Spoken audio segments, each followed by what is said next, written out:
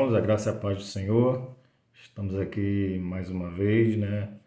E voltando nossa atenção agora para o livro de Miqueias, do profeta Miqueias, nessa segunda parte desse, na verdade, um panorama, né? O tempo não nos permite uma exposição mais aprofundada, né? Analisando mais profundamente os capítulos, mas uma visão geral que vai facilitar a nossa compreensão do livro do profeta Miqueias e trazer algumas aplicações práticas também para o nosso crescimento, a nossa edificação, nossa oração que o Senhor abençoe esse nosso estudo e que abra o nosso coração e que venha nos ensinar de maneira que isso venha refletir em nossa vida, né, na nossa prática.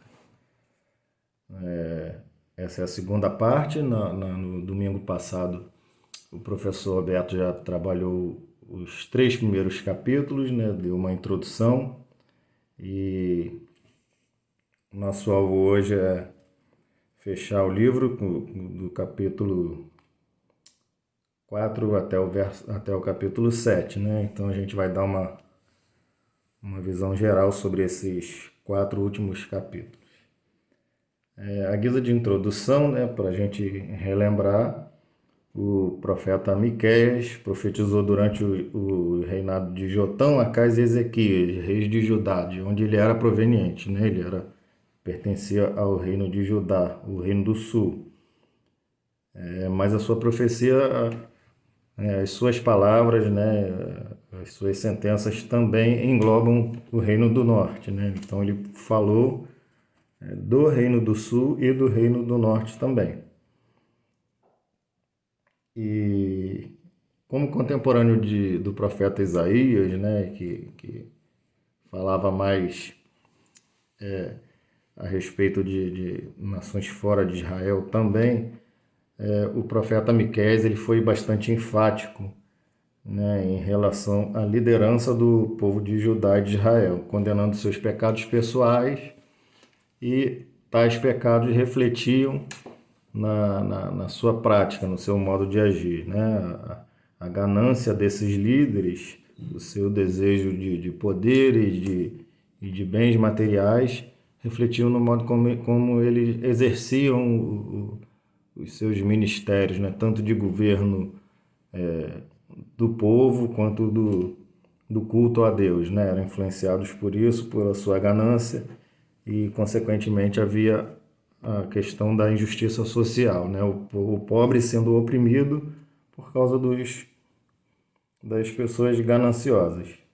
Então, esses pecados denunciados por Miqueias já foi falado, né, no capítulo 2, né, primeiramente contra os proprietários de terras, que eram gananciosos e tomavam terras dos pobres para aumentarem os seus patrimônios. E no capítulo 2 e também no 3, de 1 a 4, o profeta Miqueias denuncia os falsos profetas, né? E os sacerdotes e os profetas que profetizavam em troca de dinheiro, né? Que se tornaram, na verdade, adivinhadores, né? E ele anuncia esse juízo contra o povo de Deus, e que viria por meio da Assíria e da Babilônia, né? A gente vê de forma recorrente essas nações inimigas sendo como que o cajado de Deus contra o seu povo, o povo de Israel, né? E isso já foi tratado na semana passada pelo professor Beto. Hoje a gente vai falar dos capítulos 4 a 7, então a gente vai passar bem rápido por causa do tempo. No capítulo 4, que é interessante, o capítulo 4, de 1 a 8, começa com a expressão, né, capítulo 4, no verso 1, né, mas nos últimos dias. Né, então, essa expressão, últimos dias, ela vai apontar para uma nova realidade, uma nova época que começaria, né, depois do exílio babilônico, em que Deus restauraria o seu povo após o exílio. Mas, paralelamente, né, como quase que tudo que acontece no Antigo Testamento aponta para uma realidade maior, né? Aponta para uma realidade dentro da história da redenção, não apenas na história de Israel, mas na história da redenção como um todo. E essa questão dos últimos dias vai apontar também para o fato de que os últimos dias na história da redenção começaram na primeira vinda de Cristo, e elas se cumprirão, obviamente, no novo céu e na nova terra. Então, essa redenção que aconteceria em Israel, voltando do cativeiro e sendo restaurado o culto ao Senhor, e o nome do Senhor sendo novamente entronizado no meio do seu povo, isso numa maneira mais ampla, no contexto redentivo, vai acontecer no cumprimento escatológico do reino do Messias, né? Quando o Senhor vier e de fato todo o governo do universo estará na sua mão, né? E onde habitará a justiça. Então, sempre na palavra de Deus a gente vê essas verdades correndo de forma paralela, né? Com a história de Israel sendo uma manifestação visível, uma manifestação gráfica da história maior, que é a história da redenção, que envolve a igreja como um todo, né? Todo o povo de Deus espalhado sobre a terra. E esses primeiros versículos do capítulo 4 vão dizer, né? Mas nos últimos dias acontecerá que o monte da casa do Senhor será estabelecido no cimo dos montes e se elevará sobre os outeiros, e para ele afluirão os povos. Irão muitas nações e dirão: vinde e subamos ao monte do Senhor e à casa do Deus de Jacó, para que nos ensine seus caminhos e andemos pelas suas veredas, porque de Sião procederá a lei e a palavra do Senhor de Jerusalém. Ele julgará entre muitas nações, entre muitos povos, e corrigirá nações poderosas e longínquas. Então, essa nova época, essa nova era de restauração viria. Mas ainda no capítulo 4, a partir do 9, se a gente for ler aqui, a gente vai entender que, apesar dessa promessa de restauração, o profeta Miqueias ele vai mostrar para o povo que antes da restauração viria a destruição, né? O fato de Deus ser bom, misericordioso e ter planos no final de restauração, para que o povo fosse corrigido e entendesse a gravidade de violar a sua aliança com Deus, esse povo passaria por um período de catástrofe, de destruição, de cativeiro, especificamente na Babilônia. Isso está relatado no capítulo 9, 4, verso 9 a 13.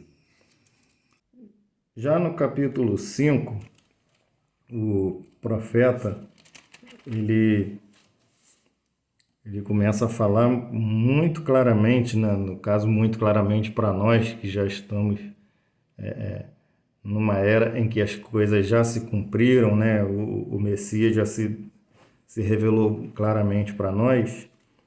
Ele começa a falar a partir do capítulo 5, verso 2, e ele começa a falar de Belém, né?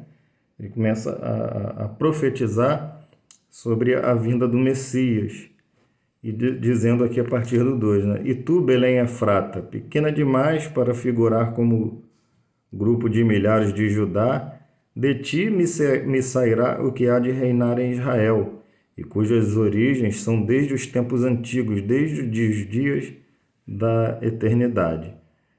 Então, ele aponta aqui para Belém, de onde viria aquele que seria o Messias, né? A gente sabe que está se falando do próprio Cristo, e aponta até para a sua divindade, a sua transcendência, né? Cujas origens são desde os tempos antigos, desde os dias da eternidade, né? Nós sabemos que o Senhor Jesus é coeterno com o Pai, né? Não tem início, não tem fim, ele é o nosso alfa e é o nosso ômega, ele é pré-existente, ele sempre existiu desde toda a eternidade, e o profeta aponta para essa realidade do Messias que viria, e fala do seu reinado, né? Que ele seria a nossa paz, no versículo 5, e no versículo 7, né, ele fala do seu povo que seria reunido, né, que estava espalhado entre outros povos, e o seu povo seria reunido. E mais uma vez a gente olha para essa realidade nacional de Israel, né, um povo que estava espalhado pelo mundo como peregrino, e a gente vai entender também, nós como igreja, né, como o povo eleito do Senhor, estamos espalhados por todo mundo e seremos reunidos no dia do Senhor, né? Ao som da trombeta estaremos todos juntos com o Senhor para sempre. A partir do capítulo 6, a palavra do profeta mostra como que Deus criando uma cena, né, como de um julgamento, em que Deus é a parte queixosa, né, o profeta sendo o seu porta-voz, e o povo sendo acusado, né? E o texto começa, né? Ouvi agora o que diz o Senhor. Capítulo 6, verso 1. Levanta-te e defende a tua causa perante os montes, e ouçam os outeiros a tua voz. Ouvi, montes, a controvérsia do Senhor, e vós, duráveis fundamentos da terra, porque o Senhor tem controvérsia com o seu povo, e com Israel entrará em juízo. E Deus faz algumas perguntas, né? Povo meu, que te tenho feito? E com que te enfadei? Responde-me, pois te fiz sair da terra do Egito e da casa da servidão te remi. E enviei adiante de ti Moisés, Arão e Miriam. Povo meu, lembra-te agora do que maquinou Balaque, rei de Moabe, e do que lhe respondeu Balaão, filho de Beor, e do que aconteceu desde Sitim até Gilgal, para que conheças os atos de justiça do Senhor. Com que me apresentarei ao Senhor e me inclinarei ante o Deus dos céus. Então, Deus faz algumas perguntas ao seu povo. O que eu fiz de ruim contra vocês? Por que vocês estão enfadados de mim, né? Vocês estão desistindo de mim, desistindo de me buscar. E Deus, como faz repetidas vezes no contexto do Antigo Testamento, ele relembra ao povo tudo que ele fez lá desde Moisés, né, do resgate da terra do Egito, onde eles viviam em escravidão, né, e da condução desse povo até a terra prometida. Isso traz uma mensagem para a gente, né, de que Deus precisa sempre nos relembrar das verdades do Evangelho, de onde Deus nos tirou, o que Ele fez por nós, por meio do Seu Filho Jesus Cristo, e o futuro glorioso que nos aguarda, né, e que receberemos mediante a Sua graça. Então isso deve ser constantemente relembrado e comemorado por nós, né, e deve nortear a nossa vida e gerar em nós gratidão para que a gente viva realmente de uma forma que glorifique ao Senhor. Então Deus cria esse contexto aí, né, essa cena de julgamento, e ele fala o seguinte no versículo 8, né, capítulo 6, verso 8, ele vai dizer o seguinte: Ele te declarou, ó homem, o que é bom, ele te declarou, ó homem, o que é bom e que é que o Senhor pede de ti, que pratiques a justiça e ames a misericórdia e andes humildemente com o teu Deus. Então, de uma forma muito simples, né, Deus conclui a sua argumentação contra o seu povo, dizendo que o que ele pede desse povo não é nada de muito exagerado, de muito misterioso ou muito elevado. Primeiro, ele fala o seguinte, né? Ele te declarou o que é bom. Ou seja, havia uma revelação da vontade de Deus, havia uma palavra, um conjunto de afirmações que o povo conhecia, e o povo sabia quem Deus era e o padrão moral que Deus exigia, né? Deus já havia dado as leis, no caso de Israel, havia dado a lei moral, que são os 10 mandamentos, né? Que é a lei moral de Deus, que permanece. Havia dado as leis cerimoniais, né, que era o modo como Deus deveria ser cultuado, todas as diretrizes e as leis do Estado teocrático de Israel, né, que seria governado segundo as leis dadas pelo próprio Deus, né? Então já havia uma revelação dessa, como o texto bem reduz aqui, né, ele te declarou que é bom. Então o povo de Deus já sabia a boa vontade de Deus, né? E depois ele fala, em posse dessas verdades, né, de saber a vontade de Deus, ou seja, de saber aquilo que é bom do ponto de vista do próprio Deus, e o que ele exigia era que pratiquem a justiça, amem a misericórdia e andem humildemente com o teu Deus. Então nós temos aqui nesse versículo, de uma forma bem reduzida, uma alusão à doutrina e prática, né? A coerência que deveria haver com a verdade de Deus revelada e a prática no cotidiano. E isso é importante que a gente frise e que a vida do servo de Deus, ela é composta de duas coisas que devem ser indissociáveis, inseparáveis: doutrina e prática. Doutrina sem prática, né, é a fé morta, como Tiago vai dizer, né? Porque a fé sem obras é morta. E a prática sem doutrina, né? Ou como alguns dizem, né? A teologia é a mãe da ética. No nosso caso, as nossas boas obras, elas devem ser baseadas no que nós temos de convicção de fé, nas afirmações de fé que nós fazemos. Até para que o nosso os nossos pressupostos doutrinários, né, revelados na palavra de Deus, venham servir de parâmetro para julgar as nossas atitudes. Porque se as nossas boas obras forem apenas frutos, né, da nossa imaginação, daquilo que a gente acha que é bom, constantemente nós vamos ser acometidos do que acontecia com os fariseus, né? Justiça própria, orgulho, e fazer para aparecer ou fazer para, né, ter uma boa aparência diante da sociedade. E se houver pressupostos doutrinários bem embasados na palavra de Deus, a gente vai entender que as nossas boas obras, as nossas boas práticas, são fruto de um coração arrependido, de um coração que é grato ao Senhor pela obra dele em nossas vidas e, acima de tudo, de um coração que ama ao Senhor e quer ver o seu nome sendo glorificado e a sua vontade sendo feita aqui na terra. Então, doutrina e prática têm que caminhar juntas, né? Um discurso que abre mão de uma coisa ou de outra está fugindo do propósito original de Deus, que está muito claro nesse versículo, né? Que ele nos declarou aquilo que é bom e exige de nós que nós pratiquemos aquilo que essas verdades vão desencadear em nosso coração. Já no capítulo 7,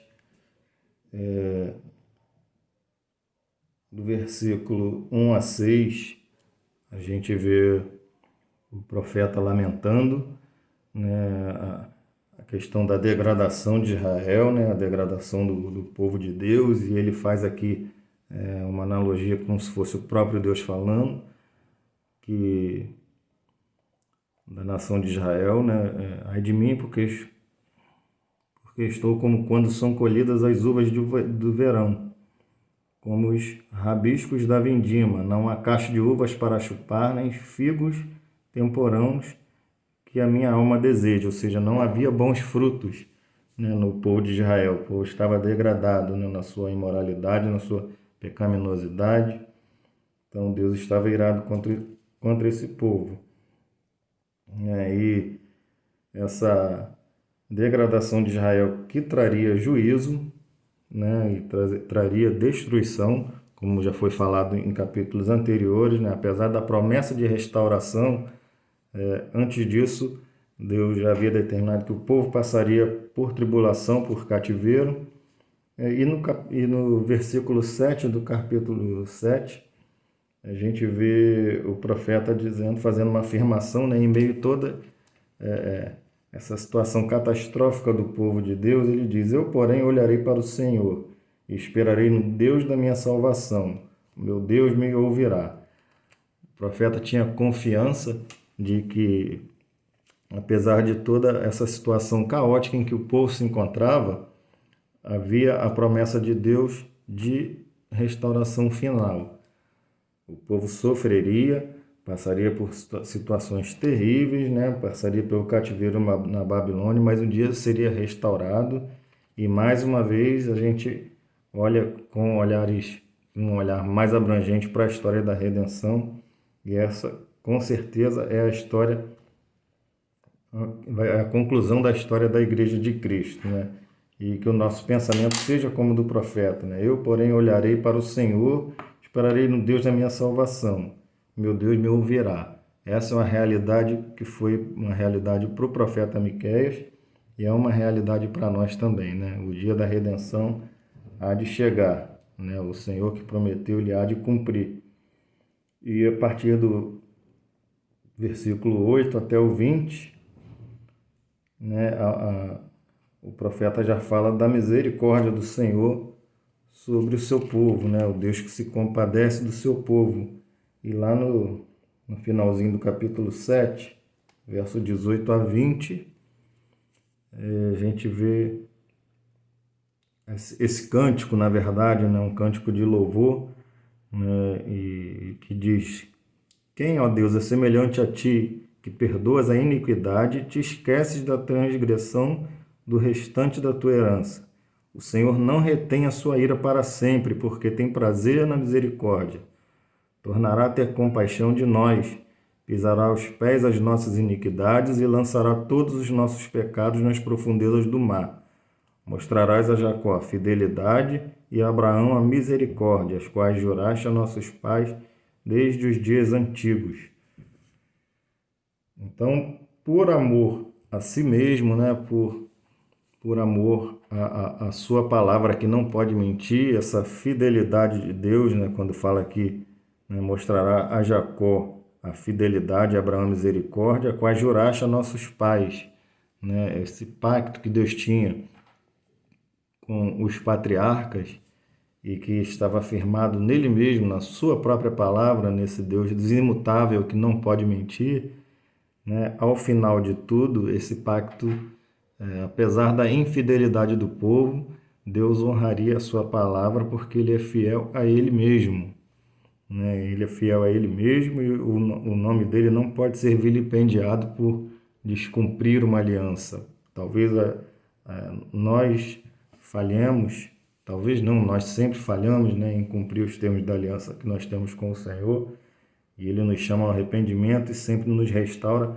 por amor a Ele mesmo, por amor à palavra, né? A gente lembra aqui do Salmo 23, quando diz que Ele nos guia pela vereda da justiça por amor do seu nome, né? Não é por amor do nosso nome ou por amor da nossa boa reputação como cristãos, né? Mas é por amor do seu nome, né? Para que o nome dele seja glorificado quando nós somos guiados, né, nos caminhos da justiça. Algumas aplicações práticas que a gente pode tirar aqui do livro de Miqueias, né, é que Deus vai mostrar através do livro de Miqueias que ele requer tanto do Estado quanto da liderança religiosa uma conduta condizente com o seu padrão moral. Romanos 13, a gente vai entender que o Estado é ministro de Deus, ou seja, o Estado há de prestar contas, né?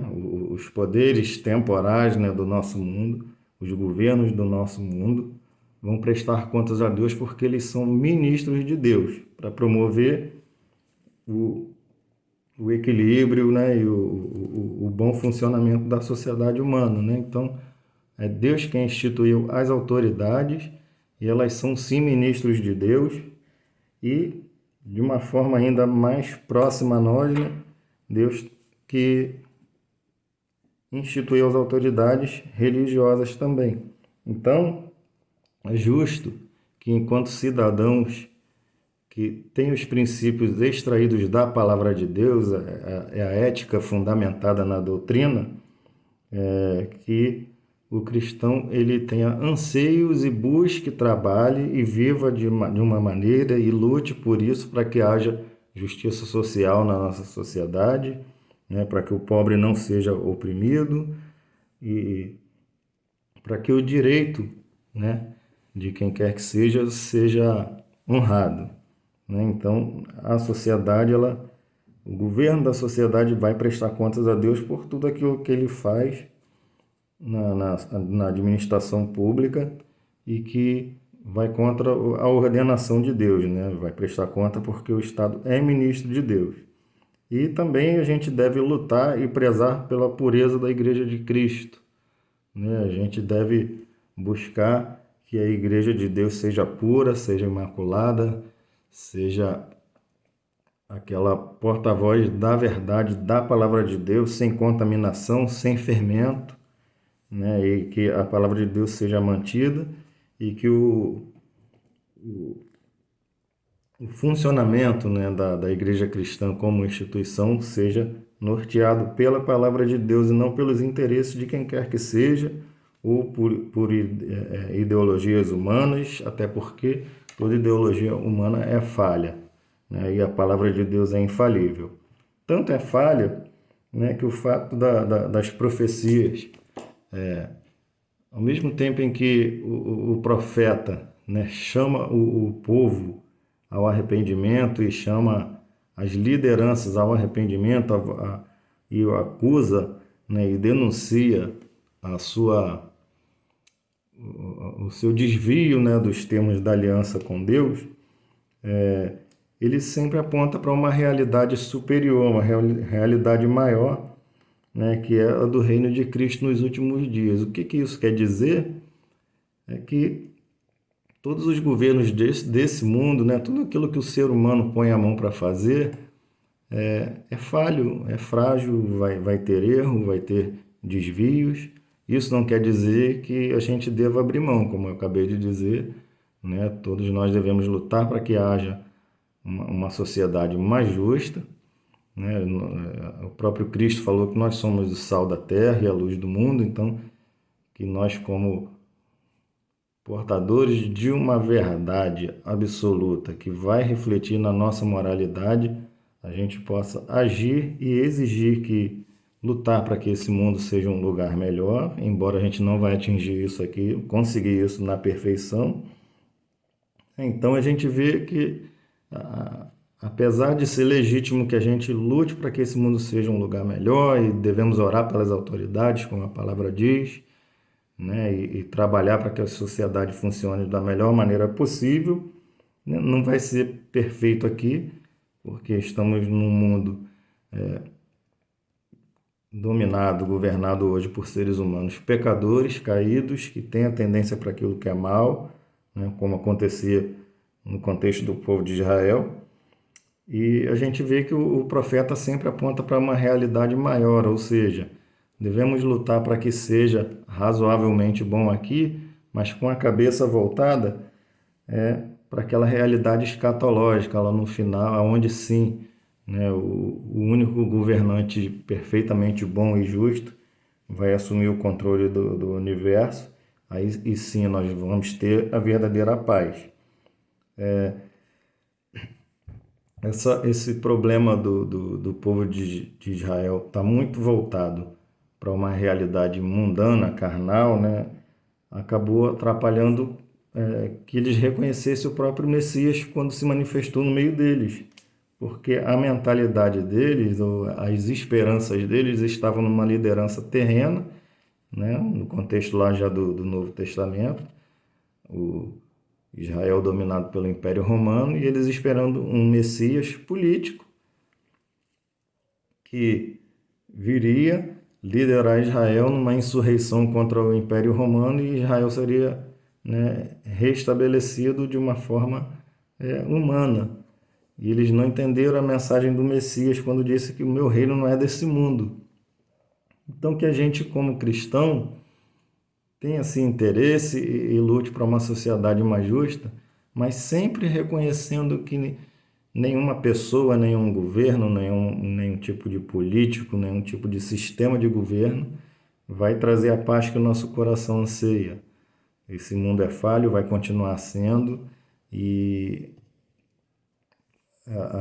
a realidade que nós deveríamos ansiar e esperar e buscar é aquela que o profeta falou: eu esperarei no Senhor. Então, que o anelo do nosso coração não seja de buscar uma utopia que nunca vai existir nesse mundo, né? Mas que a nossa oração, assim como o Senhor nos ensinou, seja essa, né? Venha o teu reino e seja feita a tua vontade, assim na terra como no céu. Um dia isso vai acontecer de fato, a vontade de Deus será plenamente manifestada no nosso mundo, no nosso universo, e a gente vai viver uma perfeita paz, né? E uma verdade consoladora do livro de Miqueias, eu diria, para encerrar, que essa é a síntese da mensagem do profeta Miqueias, é que, apesar da nossa insistente falha em viver para a glória de Deus, assim como o povo de Israel, nós como igreja, né, nós já aprendemos isso, que Israel, ela é uma forma, talvez assim, embrionária da igreja, né? A gente olha para Israel do Antigo Testamento e a gente está vendo a caminhada da igreja no Novo Testamento, na qual nós estamos inseridos. Então, assim como aquele povo de Israel, né, vivia errando, vivia se desviando, né, o que traz consolo para nós é que, apesar dessa nossa insistente falha em viver para a glória de Deus, Ele sempre usará da Sua palavra para nos chamar ao arrependimento, assim como usou os profetas no Antigo Testamento, falou de várias maneiras, como diz em Hebreus 1:1, né? Hoje Ele nos fala através do Filho, né? A palavra de Deus está revelada para nós, vai sempre nos corrigir, nos chamar ao arrependimento. Então, Ele vai sempre usar da sua palavra para nos chamar ao arrependimento, vai sempre usar do seu poder para nos corrigir, né? Nós vamos passar por situações dolorosas e difíceis, não para que nós sejamos destruídos, mas para que nós entendamos a nossa fraqueza, a nossa pecaminosidade, sejamos corrigidos. Deus nos castiga para nos restaurar, né? E podemos contar também sempre com a sua graça para nos restaurar a sua comunhão, né? Nos colocar de volta no caminho certo, né? Nos guiar pelos caminhos da justiça, e para que a gente consiga, né, ainda que tropeçando aqui e ali, viver para a glória de Deus. Então, se a gente pode tirar uma mensagem, né, fazer uma síntese desse livro de Miqueias, é que esse Deus, sim, ele se importa, se incomoda e denuncia os nossos erros, as nossas falhas. Ao mesmo tempo, ele nos apresenta a sua graça e misericórdia, nos possibilitando a restauração e a reconciliação com Ele. Então, que essas verdades venham servir de alerta para que nós lutemos para errar o mínimo possível, para que a gente viva uma vida íntegra, tanto socialmente como na nossa vida com Deus mesmo, no nosso relacionamento com Deus, com o próximo, com o nosso irmão, e que a gente possa ter também essa convicção de que, quando errarmos, a graça dele estará à nossa disposição. Amém, irmão? Bom domingo, e Deus abençoe a todos nós.